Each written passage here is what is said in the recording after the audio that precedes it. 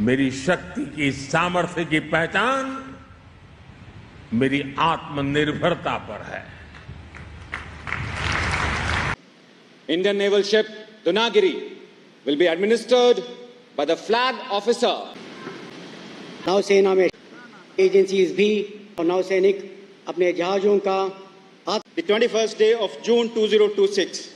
Signed, Krishna Swaminathan, Admiral, Chief of the Naval Staff. Commander Sunil Malhotra, नामित कमान अधिकारी, To proceed to commit. अब सभी गणमान्य अतिथियों से आईएनएस दूनागिरी, आईएनएस संशोधक, रवि जी, नौसेना को रवि जी, यहाँ के ऊर्जावान मुख्यमंत्री Suvendu Adhikari ji, chief of naval staff Krishna Swaminathan ji, उपस्थित देवी और सज्जनों, आज का दिन कई मायनों में विशेष है। आज पूरी दुनिया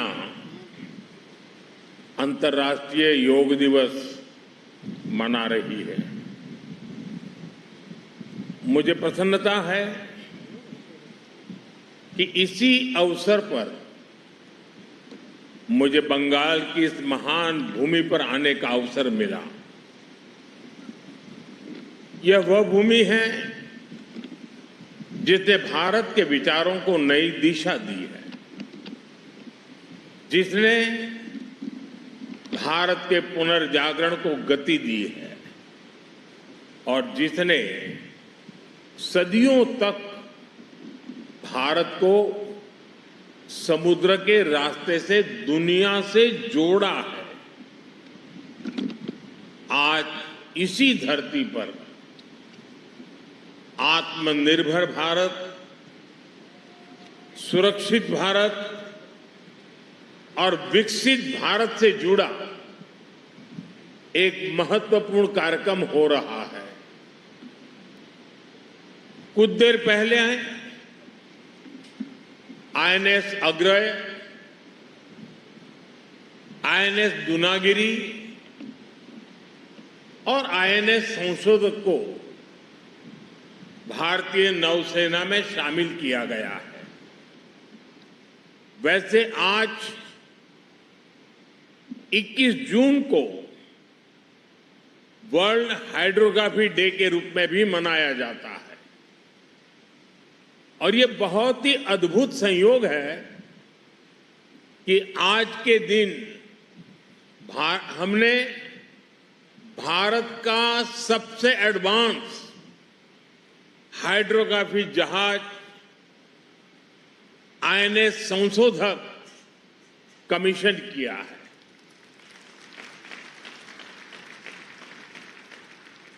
मैं भारतीय नौसेना को इन परियोजनाओं से जुड़े सभी वैज्ञानिकों को, इंजीनियरों को, श्रमिकों को और मेरे प्यारे देशवासियों को बहुत बहुत शुभकामनाएं देता हूं, बहुत बहुत बधाई देता हूं। साथियों, दुनिया गवाह है कि मैरीटाइम क्षमता के बिना कोई भी राष्ट्र बड़ी शक्ति नहीं बन सकता। समुद्र से विकास जुड़ा है, सुरक्षा जुड़ी है, समृद्धि जुड़ी है। आज दुनिया का अधिकांश व्यापार समुद्री मार्गों से ही होता है। दुनिया को जोड़ने वाले डेटा के विशाल नेटवर्क समुद्र के नीचे से गुजरते हैं। आने वाले समय में critical minerals, deep sea resources और नई ऊर्जा के स्रोत भी समुद्र से ही जुड़ेंगे। इसलिए जिस देश का समुद्री सामर्थ्य मजबूत होगा, उसका आर्थिक और रणनीतिक प्रभाव भी उतना ही मजबूत होगा। और भारत इस वास्तविकता को अच्छी तरह से समझता है। भारत इसके लिए स्वयं को तैयार कर रहा है और आज का ये दिन इस बात का साक्षी है कि हमारी क्षमता क्या है, हमारा कौशल क्या है। साथियों, कुछ वर्ष पहले जब हमने आईएनएस विक्रांत को राष्ट्र को समर्पित किया गया था, तब भारत ने अपने समुद्री सामर्थ्य के नए अध्याय का उद्घोष किया था। विश्व भर के सामने हमारे सामर्थ्य का वो उद्घोष था।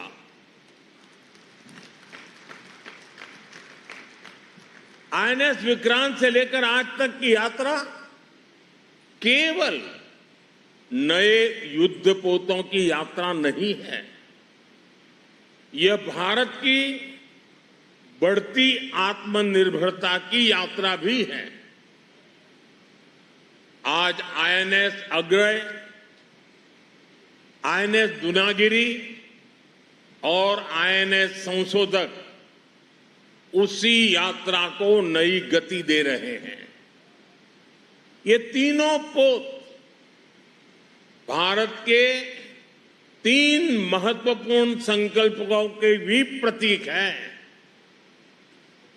इनका निर्माण भारत में हुआ है, इनकी डिजाइन भारत में तैयार हुई है, इनके निर्माण में भारतीय उद्योगों की प्रतिभा लगी है, भारतीय इंजीनियरों का कौशल लगा है, भारतीय श्रमिकों का परिश्रम लगा है और यही नए भारत की सबसे बड़ी ताकत है। साथियों, आज भारत रक्षा क्षेत्र में केवल खरीदार बनकर नहीं रहना चाहता। हमारी सैन्य शक्ति दुनिया के लिए बाजार नहीं बन सकती। मेरी शक्ति की पहचान विश्व के बाजार बनने से नहीं है, मेरी शक्ति की सामर्थ्य की पहचान मेरी आत्मनिर्भरता पर है। भारत निर्माता बनना चाहता है और जिस दिन निर्माता होगे ना, उस दिन हम निर्णायक भी होंगे। और इस दिशा में तेजी से आगे बढ़ रहा है। बीते वर्षों में 40 से अधिक मेड इन इंडिया युद्धपोत और पनडुब्बियां नौसेना में शामिल हुई है। यानी लगभग हर कुछ सप्ताह में भारतीय नौसेना को एक नई शक्ति मिली है। वर्तमान में भी 45 बड़े नौसैनिक प्लेटफॉर्म निर्माणाधीन है। यह केवल संख्या नहीं है, यह भारत की औद्योगिक क्षमता का प्रमाण है। यह भारत के भविष्य का संकेत है। साथियों, आने वाले वर्षों में भारत का मैरीटाइम सेक्टर लाखों नए रोजगार तैयार करने की क्षमता रखता है। यही कारण है कि हम मैरीटाइम सेक्टर को केवल एक सेक्टर, आइसोलेटेड सेक्टर नहीं मानते। हम इसे विकसित भारत के रोजगार इंजन के रूप में देखते हैं। एक आधुनिक जहाज में सैकड़ों टन स्टील लगता है, इलेक्ट्रॉनिक्स लगते हैं, मशीनरी लगती है, हजारों पुर्जे लगते हैं और इन सब के पीछे हजारों कंपनियां काम करती है, यानी हजारों युवाओं को रोजगार भी मिलता है। आज जिन 3 जहाजों की कमीशनिंग हुई है, उनके निर्माण में 200 से अधिक एमएसएमईज ने योगदान दिया है।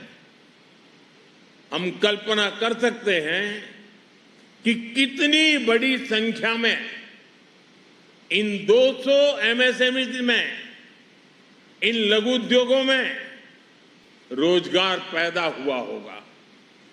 साथियों, अब समय आ गया है कि भारत समुद्री शक्ति के अगले चरण में प्रवेश करे। इसलिए भारत ने शिप बिल्डिंग के क्षेत्र के लिए एक नई दृष्टि के साथ आगे बढ़ना शुरू किया है। हाल के वर्षों में अनेक पॉलिसी रिफॉर्म्स किए गए हैं।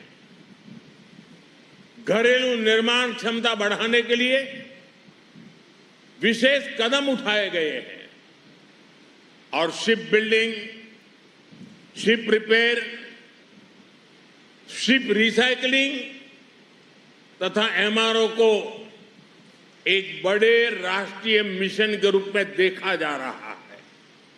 साथियों, शिपिंग सेक्टर के लिए 70,000 करोड़ रुपए का जो प्रोत्साहन पैकेज घोषित किया गया है, वह केवल एक आर्थिक निर्णय नहीं है, वह भारत के समुद्री भविष्य में निवेश है, वह भारत के औद्योगिक विस्तार में निवेश है। साथियों, भारत आज अपने पूरे मैरीटाइम इकोसिस्टम को सशक्त बना रहा है। इसलिए आज भारत अपने बंदरगाहों का आधुनिकीकरण कर रहा है, नई क्षमता तैयार कर रहा है, नई कनेक्टिविटी बना रहा है, नदी जलमार्गों का विस्तार कर रहा है, मल्टी मॉडल लॉजिस्टिक नेटवर्क विकसित कर रहा है। सागरमाला जैसे अभियान इसी व्यापक सोच का हिस्सा है। इससे व्यापार की लागत कम हो रही है, उद्योगों को नई गति मिल रही है और तटीय क्षेत्रों में नए अवसर बन रहे हैं। साथियों, एक समय था जब भारत की पहचान दुनिया के सबसे बड़े डिफेंस इंपोर्टर्स आयातकों में होती रही है। इस निर्भरता के कारण हमारे सामने रणनीतिक और सुरक्षा दोनों तरह की चुनौतियां भी हैं। 2014 में सरकार बनने के बाद हमने स्थिति को बदलने का संकल्प लिया। इसके लिए नीतियों के स्तर पर बड़े रिफॉर्म किए गए, रक्षा क्षेत्र में आत्मनिर्भरता को प्राथमिकता दी गई। इन प्रयासों का परिणाम है कि आज रक्षा क्षेत्र में डिजाइन, मैन्युफैक्चरिंग और एक्सपोर्ट की नई संभावनाएं बनी है। 2014 तक देश का कुल डिफेंस प्रोडक्शन 40,000 करोड़ रुपए के आसपास था। आज यह बढ़कर लगभग 1,80,000 करोड़ रुपए तक पहुंच गया है। और साथियों, एक तरफ देश में रक्षा उत्पादन तेजी से बढ़ा है, दूसरी तरफ हमारा डिफेंस एक्सपोर्ट अभूतपूर्व गति से बढ़ रहा है। 2014 तक भारत करीब 700 करोड़ रुपए के रक्षा उत्पादों का निर्यात करता था। 700 करोड़।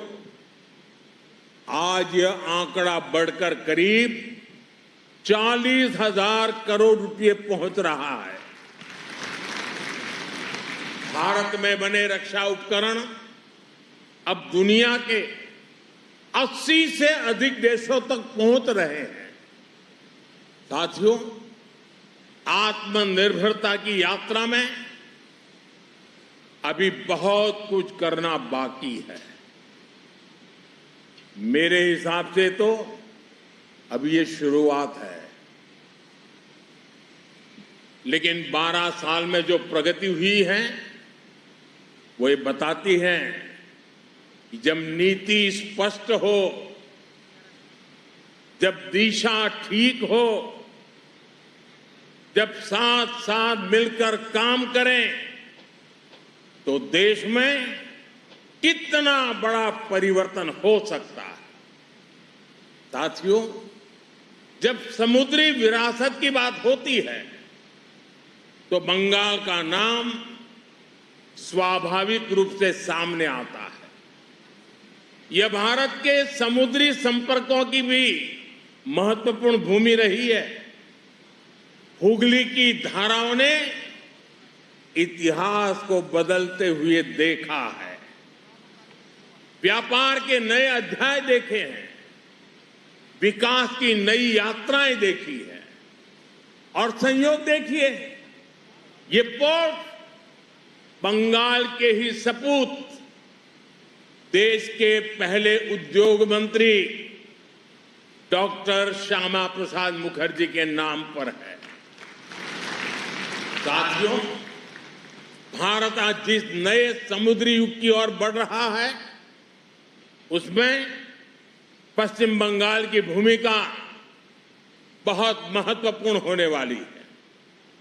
यहां बंदरगाहों की क्षमता है, यहां उद्योगों की क्षमता है, यहां प्रतिभा है, यहां कौशल है, यहां समुद्री अर्थव्यवस्था को नई ऊंचाइयों तक ले जाने की क्षमता है। मुझे विश्वास है कि आने वाले वर्षों में पश्चिम बंगाल भारत की blue economy, maritime manufacturing, logistics और कोस्टल डेवलपमेंट का एक महत्वपूर्ण केंद्र बनेगा। साथियों, भारत ने हमेशा से समुद्र को सहयोग का माध्यम माना है, लेकिन भारत ये भी जानता है कि शांति की रक्षा के लिए सामर्थ्य भी उतना ही आवश्यक है। समृद्धि की रक्षा के लिए सुरक्षा आवश्यक है और भविष्य के निर्माण के लिए आत्मनिर्भरता अनिवार्य है। आज